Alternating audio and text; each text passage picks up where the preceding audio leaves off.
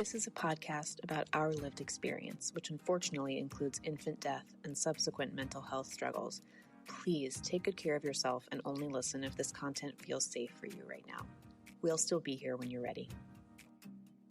Hi, I'm Judith. And I'm Alina. We both lost babies to SIDS in winter 2021. In the throes of grief, I reached out to a stranger on the internet and our friendship was born. In the years since, we've been working hard to survive, rebuild, and navigate the continual challenges that have come our way, including divorce, Job loss, dating while bereaved, moving multiple times, health scares, pregnancy and parenting a living child, starting new jobs, and so much more.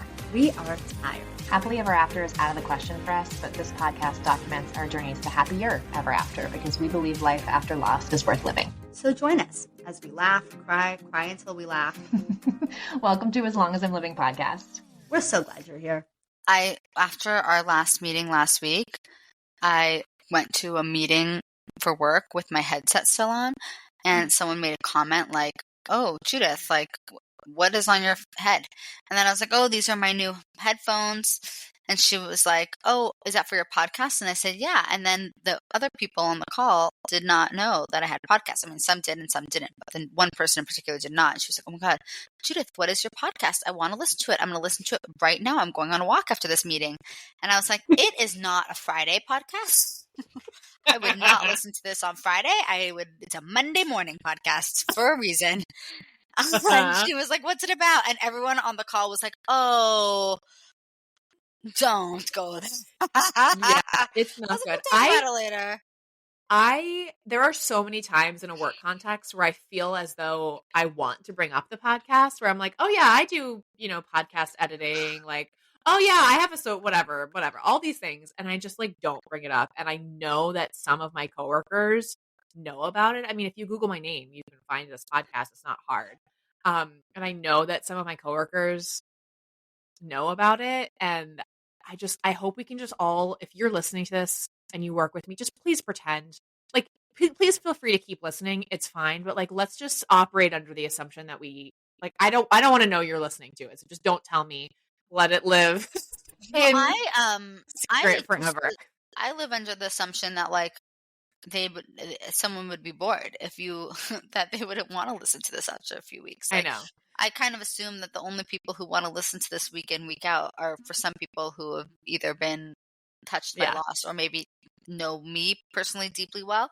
So I'm always like, you can listen to it, but I just assume that they only listen to a few episodes. I can't imagine they listen very far. I will say the thing that worries me the most is that I talk a lot about trying to get pregnant on this podcast, and that's like not a good thing for an executive to be doing. Like, it just is like not great. But my boss, I know doesn't listen because, well, I actually don't know that. I don't think anyone above me listens to this podcast, so that's fine. But I do talk about that a lot. So again, if you are my coworker, don't talk about that. I don't want to talk about it at work. I'll tell you when I'm ready. I can't imagine that someone would bring it up in a group context, but maybe I'm wrong. I don't know. I would hope to God not. It is not.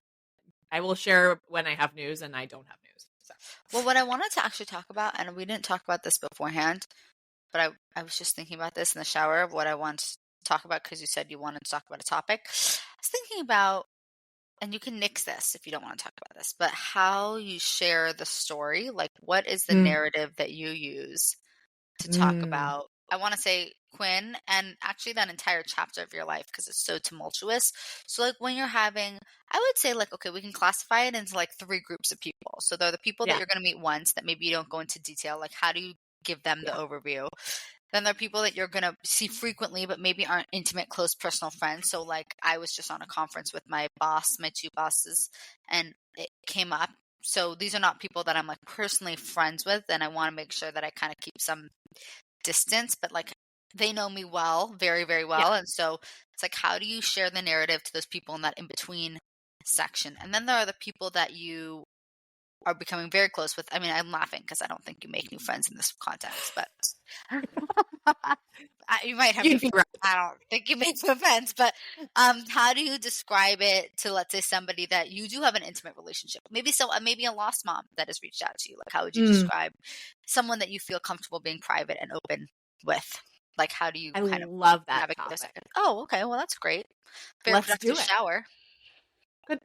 Judith, you come up with all the good topics. I'm serious. Like, thank God for you, because I would be sitting here just like doing life updates every single week. Which, by the way, I think people like both types of episodes, but Yeah. I like having a mix, and so I'm happy you come up with topics. But that's a great topic. I'm so honored. I'm so glad you. Okay, so let's dive in. So the three groups of people. Let's start with the close people, because I feel like that's the easiest. Oh, do you want to start with the far away people? I don't care. But how would you quantify a close person, knowing that you don't make new friends? I will say when I am close with someone, I am an open book about the whole thing. But what is the language that you use when, let's say, a new lost mom reaches out to you? Like, how do you share the story? Tell me how you, in your own words, narrate your story of the past 3 years. I say, this is what I say. I say, I had a son who was born in 2020. When he was 3 months and 27 days old, he died suddenly of SIDS. And actually, not only that, while my son was still alive, my then husband came out as a transgender woman just 10 days before our son died. So in the span of a month, I lost my husband, then my baby, and then soon after that, I lost my wife because we decided to divorce. And then there's usually like a stunned silence. And then I always say, yes, it was very bad. Because they're like literally like shocked. Yeah, even just hearing it again, I'm stunned again. It's a silence, and I lived through it. And so I always say, yes, it was as bad as it sounds. In fact, it was about 1,000 times worse than you can imagine, or something along those lines. I say that. And then I say, I'm doing well. Like, it's been a couple years. I have a really good support system. I say, I will never be the same. It was horrific.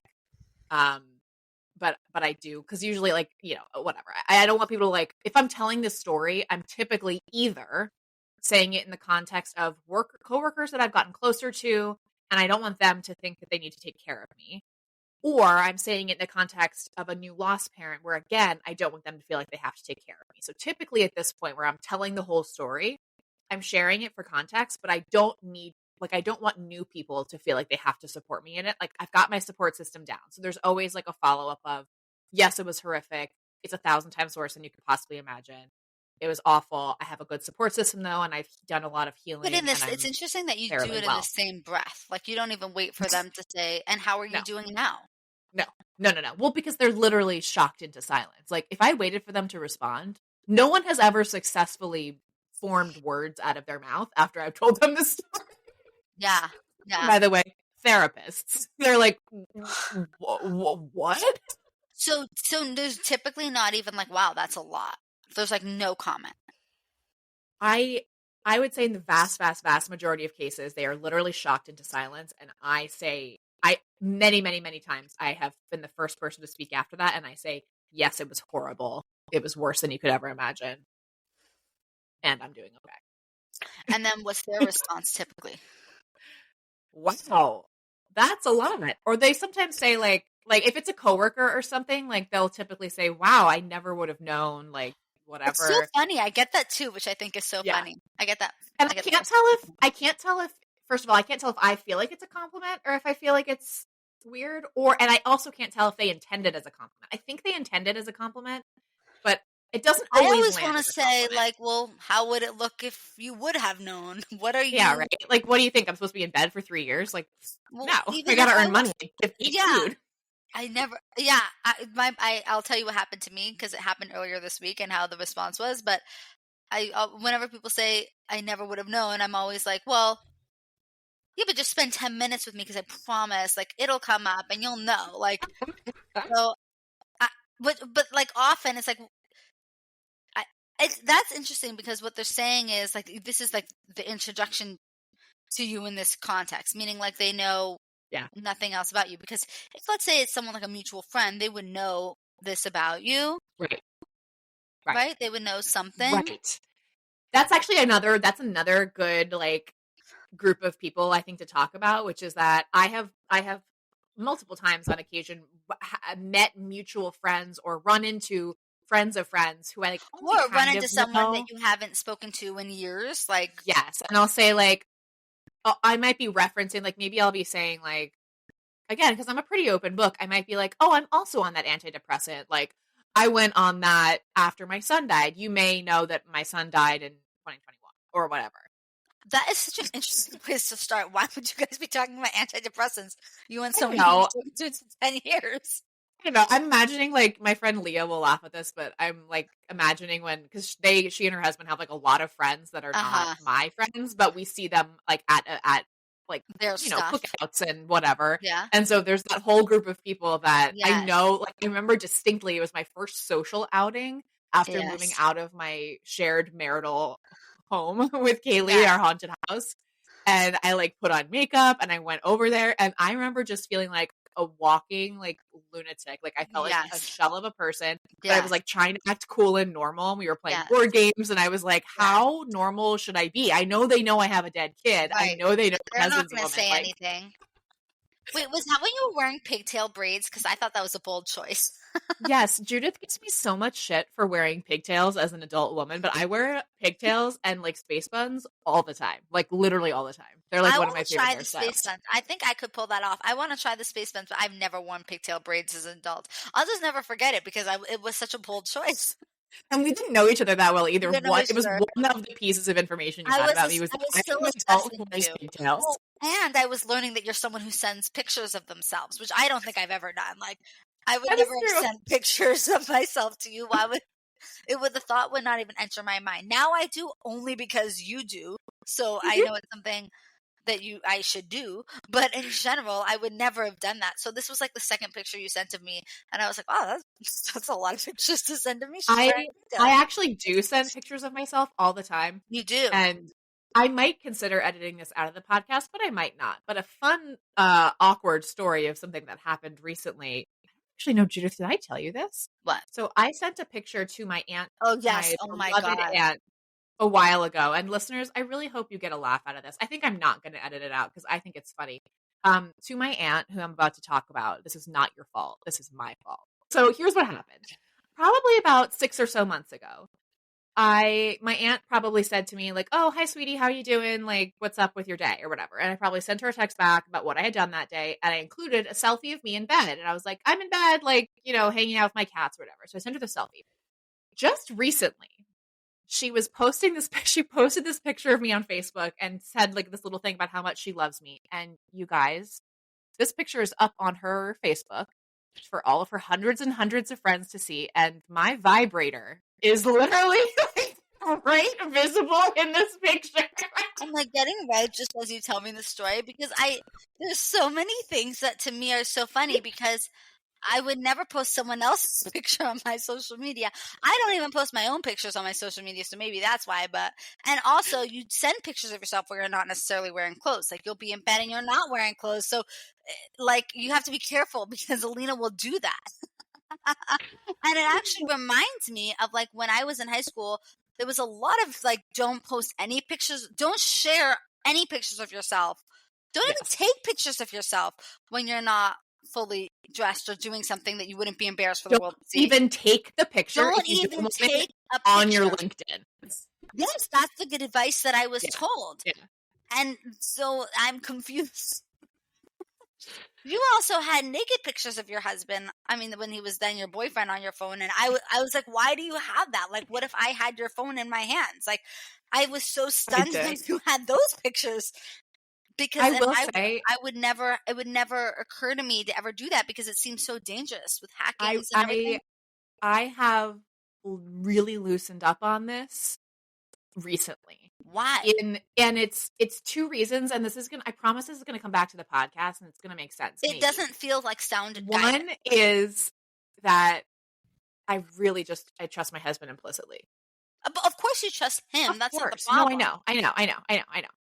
But the second thing is, I just don't care. And I actually think it comes back to motherhood. Like, I think giving birth, breastfeeding in front of my father-in-law, like, I just think I don't care about my body being so private in that way anymore. Like, I don't give a shit if my boob accidentally, someone sees my boob on the internet. Like, okay, like, by the way, I'm not, like, going to put it out there on purpose. Oh my God, this episode is like so... but Alina, you have bosses, client, you have people. I know, but whatever. I don't care. If someone is gonna like fire me from my job I because don't a think picture I anyone would took for fire my you. husband accidentally gets onto the internet, I like don't fuck think anyone them. would fire you, but I feel like, and this is so unrelated, and I don't have any judgment. I'm just fascinated by the I know. thought process because I feel like it was so drilled into me. Be so careful about what you have on your phone. Be so careful about like what you're posting on the internet. I'm fascinated by people who don't share that anxiety and that fear. Maybe the issue is that I don't know, and I open this up to anyone who wants to respond. Is the question that am I overly anxious and there's actually nothing to be concerned about? Why would anyone hack my phone and what are they going to do with it? And why would anyone try and blackmail me? Or are like my concerns like really valid and I just have different values than Alina when it comes to nudity? And that's my question. Like maybe I'm overly I bet anxious. it's a combination. I bet it's a combination of both. I do think we have a different value system and background. I did not grow up with the concept of modesty as something that is desirable. Okay, not but that I was another like thing that I think about. Okay, what about like naked pictures? This is so unrelated, but I have a daughter, and like I take pictures of her in the bath when she looks so cute in the bath. Oh, I would never post pictures of my child naked online. But you would take them and you'd have them on your phone. So yes, I would take them and I would have them on my phone. But let me actually say, I don't have any naked pictures of Quinn, and it makes me sad because I miss his little baby booty, and I don't have any pictures to look at of it. That's interesting that you have no naked pictures of him. I have naked pictures of Aiden. All the pictures I have of Quinn in the bath, I put a washcloth on his little pee-pee for modesty. Oh yeah, I did too. The washcloth. Okay, but that's naked enough for me. What? His little 3-month-old nipples? Like that's naked. I'm saying like that's a naked picture in my mind. I want to be clear, I don't really miss that I don't have pictures of his penis. I do wish I had pictures of his little butt. My friend is calling me and I don't know why. Why would she be calling me? Maybe she's pregnant. This is what I assume when someone's calling. I just assume, like, why else would you call me? We don't talk on the phone, so that's what I assume. But maybe she's not. But my hunch is something is going on. I don't ever talk to her. Now, she texted me a couple days ago, and I answer. I'm happy to talk to her, but then she's calling me. That just seems so bizarre. That reminds me. This is how my thought process is. Okay, so that's what just happened. I forgot that I have a friend that's going through an IUI this month. I'm going to check on her. Very good. Excellent. Very good. So anyway, to sum up, sorry to my aunt that I sent you a picture of me with a vibrator.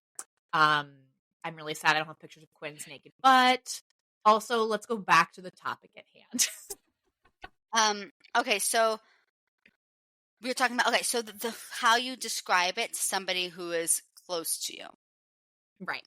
And so hang on, do you feel like you answered that question sufficiently? Do you want to say, what do you say? Well, I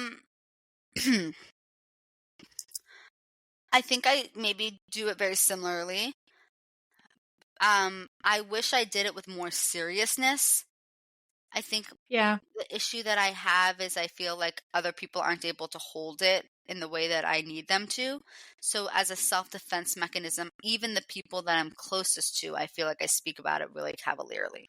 I think that is so true. I do treat it very blasé. Like I'm just like, oh, and this happened and this, as though I went to the store and I bought bananas. Like long story short, I survived, basically. That's kind of how I talk about it. And I think the closer that you are with me, the more sad you'll see that I am. The more I will talk about its effects in a very blasé way with people, I would say, in that first category and the second category. But I would say for the people that I'm closest with, if you have the space or like if you have the patience to stick with me, you'll see that that's actually really just a cover. You know? Mm-hmm.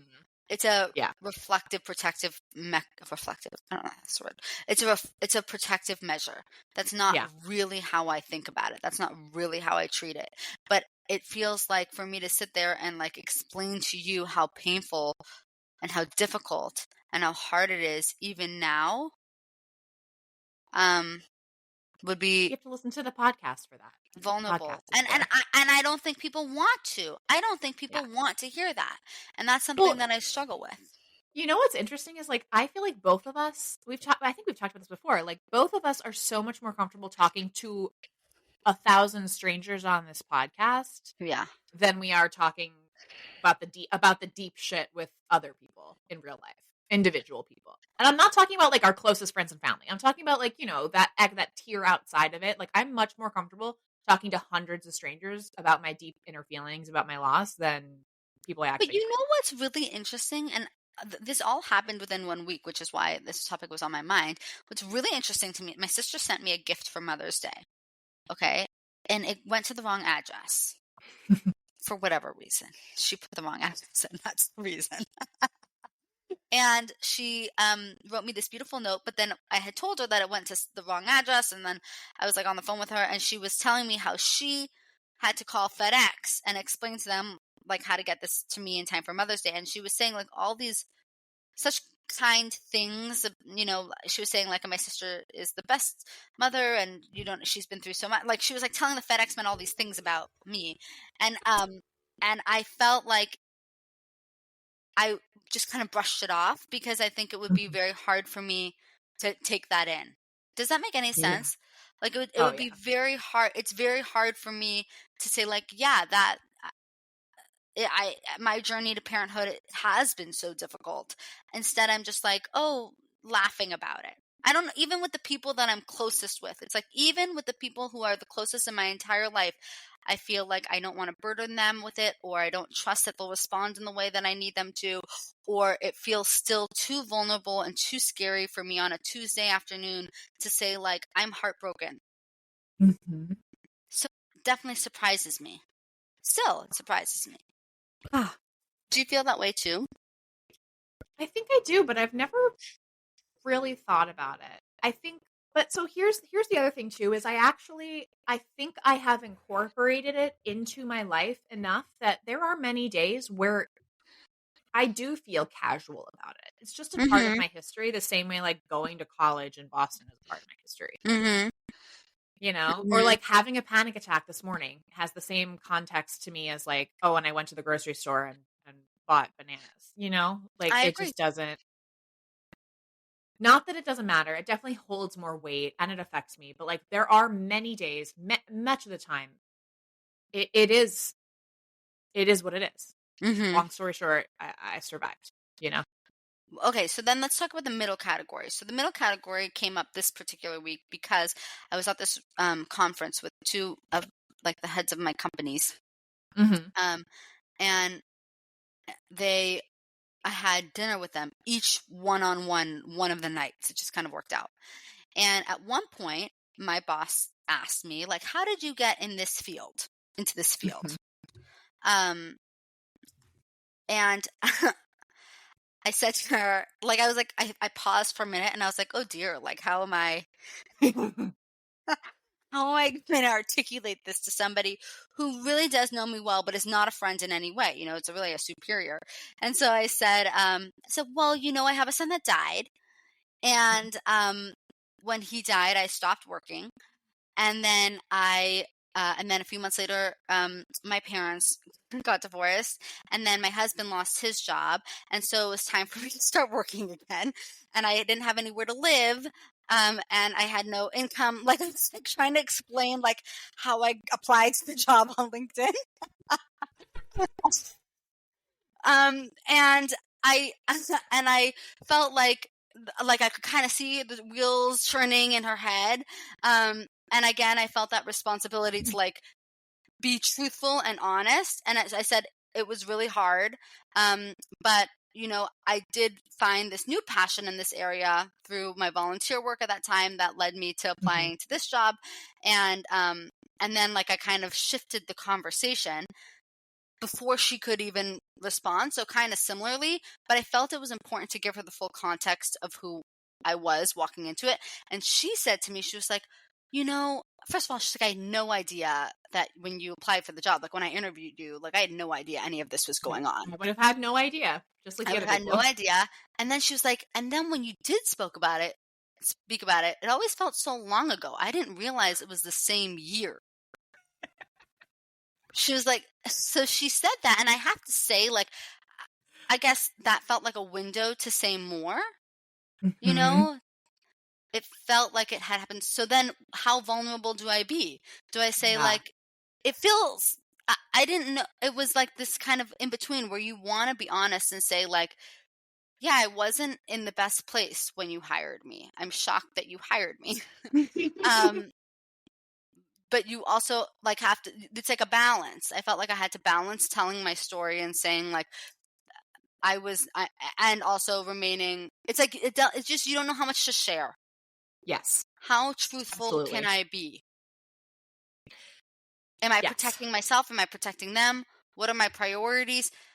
So I ended up saying something like, yeah, it's crazy with loss. It feels like yesterday and it feels like 10 years ago, all at the same time. Yes. And then I said to her, you lost a parent when you were young, right? Like I was able to kind of have that conversation. Uh-huh. And I find that if I can find, even if it's not loss, like some sort of connection where I know the other person has been through something difficult, it kind of keeps the conversation level. It's like, well, you've managed to work through that situation. I've managed to work through this situation. So we can both agree that things are difficult and things are still possible. Does that make sense? Right. Yeah, it makes a ton of sense. It does make sense. I try to relate to them where they are. I try to bring my loss into a world they can understand.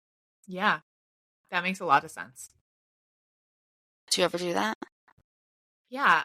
So I'm thinking about this middle category, and what Oh, I wait, sorry. say. Can I say one more thing, please? Yeah. Before I lose Yeah. my train of thought. Hold on. I got to take my Yes. sweater. I have to say that I find that people do something similar to me after I share my story. Let's say I go first, okay, and I'm telling this story.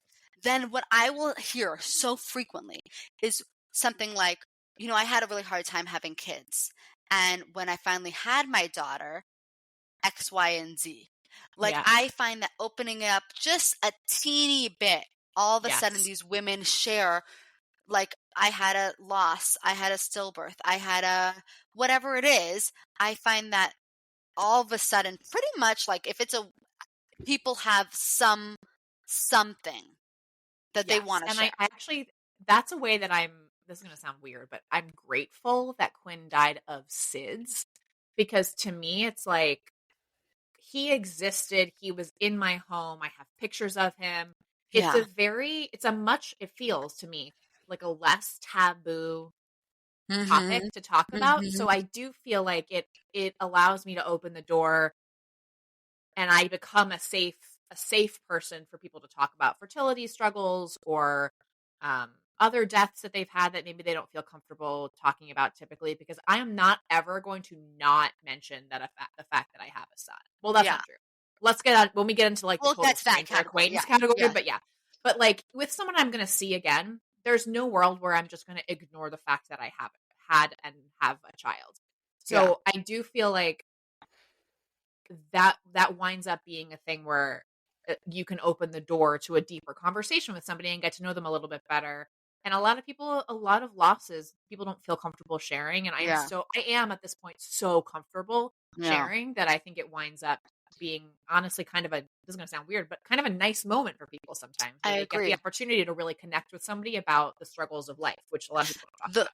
For me, the difference between this and the closer level in, like the immediate family, is like, I don't want you to compare your loss because when you know me as my loss as intimately as possible, then you know that there's nothing that can compare unless Right. you yourself have lost a child. And so that group of people, like, I don't want them to try and compare because that would be painful to me. But for this middle group, it's like at the surface level that I'm bringing to you, there's something that can be kind of a connection period if you bring your stuff, like we're not putting anything on each other, we're just sharing. Absolutely. I love that. I think that's so true.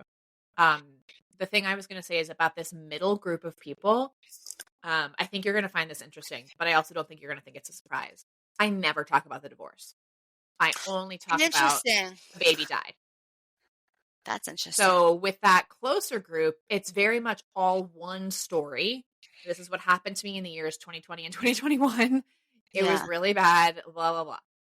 But the higher level story that I tell to the middle group of people is I have a son, he died. That's interesting.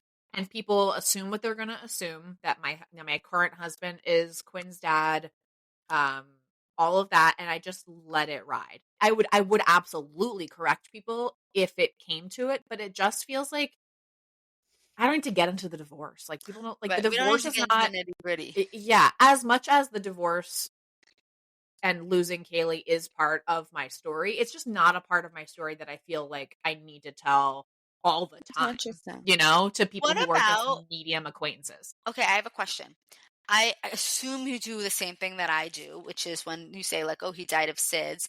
I Mhm. always add, and it's so I don't like that I do, but I always add something like it was a perfectly safe sleep habit, like environment. He was totally healthy, normal, like nothing wrong. He just died.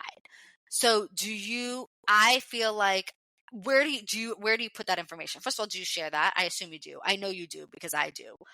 But Yes. who do you tell that to? And why do you think you say that? I can tell you why I think I So say it. that's not usually part of my like initial spiel, but if there's Uh-huh. any level deeper, I do typically share that. Mostly because I feel like that's the question people want to ask and I Yeah. want to answer it. Um, and this is the part that I feel shitty about. Yeah. There's this part of me that like wants people to know it wasn't my fault, but the thing is, like, even if it had been my fault, it still is just as devastating. So like I actually I'm frustrated by the idea that people feel like they are entitled to know that information, and I'm playing right into it Yeah, I by feel the same way. volunteering that information, but I also can't stop myself. I know I can't stop Like, I myself. can't stop myself. But I will say part of the other motivation for me too is that I think people assume that it wouldn't happen to them because, oh, well, I wouldn't do that. Like, I wouldn't co-sleep with my baby. And part of me's like, I didn't either, and you still died. Like, I feel the same it way. just happened. So like, it's definitely not that I feel like I don't want it to come off like I'm saying I'm better or our thing was better and I'm better than somebody who co-sleeps. That's not what I mean at all. I just mean like it literally can happen to anybody and any baby. And that I agree. message feels important. I'll also say, like, I feel like people always want to know, was he sick? As if, and I feel like I want to be as if that, I don't know if they want, it's something they can wrap their head around. And I feel like in order to tell them the story, you have to understand, like, you're not going to be able to wrap your head around this. Don't even try. And so I feel like part of the reason why I say it is to almost for them to grasp the magnitude of it. Like, he wasn't sick. It was a shock. Yeah. It feels like it's information to the story. It's like you have to understand why like it was traumatic that it wasn't. Although I'm sure being sick is also traumatic in its way. But I feel like I'm trying to tell them like the full extent of what I went through, and I feel like and that's part also of that why is that's why I tell that's why I tell the story, the first one I said, in that way that I do, because when you hear husband came out as a woman, 10 days later, baby died, 1 month later, you decided to divorce. In the span of a month, I lost my husband, my baby, and then my wife. That is that is significantly worse than each of those things happening one at a time over the course of an entire lifetime. And that is the truest version of the reality. Yeah. Right. And like, even like on Kaylee's end too, she's like, I came out, realized I was transgender, right? And then my son died, and then I lost my wife. I mean, the whole thing from all angles, like the story is just crazy and unbelievable. And when I say people are speechless, they are literally speechless. Almost always. And that, I get it. So then let's talk about how you share it with people on the very surface level. To me, this is how I would describe it to clients. This is how I would describe it to people that I meet. Maybe they're distant. They are not a friend. They are not someone I would call. This is somebody that I'm holding boundaries with, whether it's being the Trader Joe's employee or someone. Oh, but you talk to me on the phone in the Trader Joe's checkout line sometimes, and you're talking about like a rash. You're talking to me about like, I mean, you'll say anything at the Trader Joe's. It's practically therapy. But when they ask me questions like about this, like I don't go into it. But I think in general, like just someone who you have like the dentist. Okay, you're gonna see the dentist again. But the dentist is not a friend. So I'm not even talking about people you will never see again. Like, let's put those out of the mind. This is like a group of people that you see, but like there's no You're not looking for support. They're not looking, like, we're being very, how would you call that? Casual? So, I don't know how you would call it. Acquaintances. An acquaintance. So how would you describe it to an acquaintance? I have a son. He died. And then I typically, sometimes, fairly frequently will follow it up with, I don't have subsequent living children, because that's the case. That's my case. Oh, interesting. And then the other thing I'll say is I often don't say anything about it to acquaintances, depending on the relationship. Like a new coworker, like I'm not going to get into it. Like I'm thinking about like dates. When I was going on dates, like I didn't always say it on a first date. If it was a person I wanted to see again, I would say I have a son and he died. Again, would not mention the marriage. Yeah. All of that. But I would say I have a son and he died. No more information, no more details, like move on from there. If it was somebody that I wound up getting closer to, I would share more details. But and then they say, oh, I'm so sorry. Yeah, and I say, oh, thank you so much. That's it. So it comes and up then a lot. Subject change. It comes up a lot in my life because I have a daughter. So people ask about that, and I'm pregnant now. It just comes up a lot where people ask, is this your first? Is this your second? I always say, no. This is like, I always say like, oh, I have a son who died and I have a daughter who's 2. I always say that. Or I feel like it's more to do with how I feel in that moment than it is to do with the person. On the other, I agree.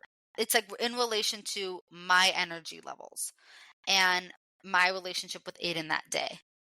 Or like it has more to do for me with like myself than the level of closeness of that person.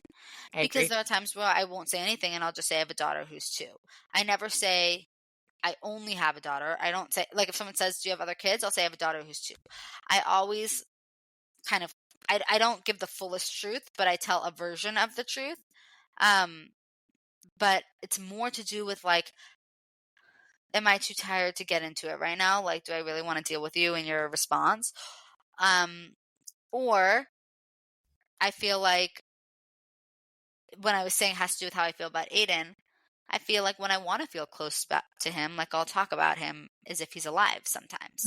I'll say, I have a son and a daughter. What difference does the dentist? It doesn't make a difference to the dentist if I have a son and a daughter, or if I just have a daughter. And people ask, how old? And I'll say, oh, my son is 3, my daughter is 2. And they're like, wow, it's busy. And I'm like, whatever, you think whatever you want to think. Like, I feel like that's more to do with like, like that's, yeah. I kind of like live in a fake, I lie. I don't lie. I just, if I don't have the energy, or if I want to feel close to Aiden, or if I'm feeling for some reason, like it's more to do with how I'm feeling in that moment. I think that's very accurate. That's how I feel too. Then that person, I think. I'm trying to think of like, it comes up all the time. I have gotten burned a couple of times by not saying that I have a dead kid. Here's a good example. I'm at the dentist, okay? The dental hygienist says, do you have kids? And I think, I don't want to get into it. So I go, no. Then she's in my mouth, right? And I can no longer really talk. And she's going on and on and on. This actually happened. This is 2 different dental hygienists at different offices. In one case, she's in my mouth going on and on and on about how her daughter and her grandson just moved in. He's 4 months old. He's so cute. He's the light of her life. And as I have her fingers in my mouth, she's going on and on about her 4-month-old alive grandson. Okay, kill me. Then the other one was a different dental hygienist at a different office where I said no to the answer of, do you have kids? And again, she's in my mouth and she's like, oh my God, it's so refreshing to see somebody our age who doesn't have kids. Everybody's giving me so much pressure. And I'm like, I don't want kids. I don't want kids. And it's so good to see someone else who also doesn't want kids. And I wanted to be like, what? Wow. Wow. There, I think it was like actually pretty close to a death anniversary. I was just like, oh my God, like I got to dissociate right now. Wow. Not working. Yeah. That's real. But I hear what you're saying. The one thing is you can't say no and then talk about your son later. You can't say no and change it to yes, but. So no. Here's my advice to anyone out there. Just know you have to commit to it. If you're going to say no, that's fine, but you have no other out. If you say yes, you can say, oh, but he died. Yeah. And then at least you don't have to listen to this lady talk for an hour and a half about it. And sometimes to me, telling the story feels more exhausting than just saying no and listening to whatever babble they're going to say. Yes. And in some cases, Yes. it's the reverse. And I just have to do that. It's a shitty thing that I have to do, but I just have to make that assessment every single time I'm talking to a stranger and go with it. Yes. But if you want to know why it's so tiring to lose a child, this is why.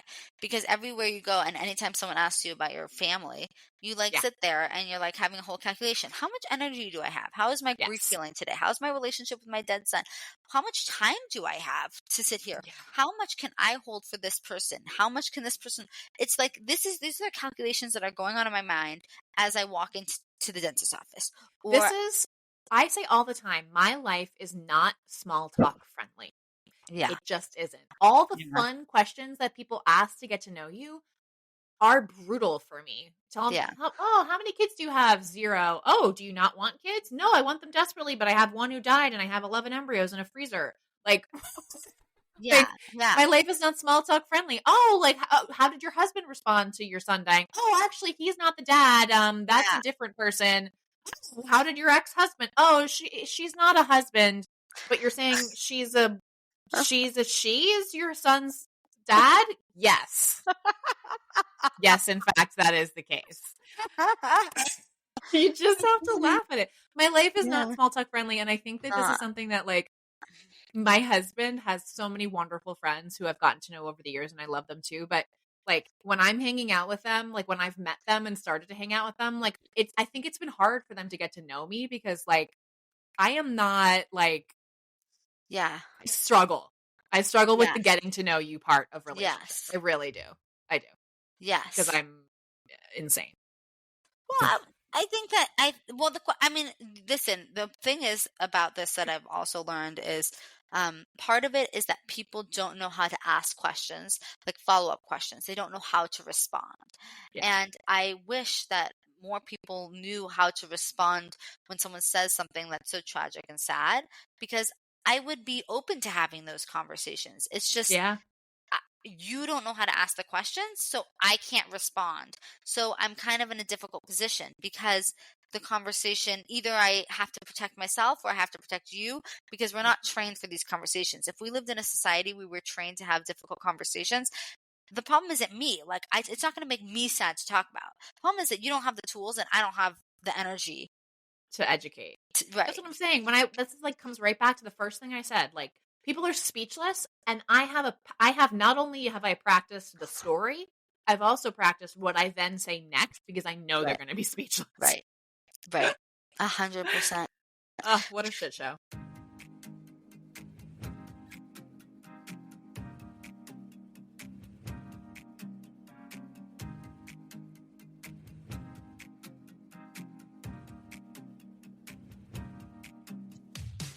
To all of our wonderful new friends, we want to hear from you. Email us at aslongasimlivingpodcast@gmail.com and follow us on Instagram at aslongasimlivingpodcast. We'll get back to you as soon as our grieving brains allow. Yay!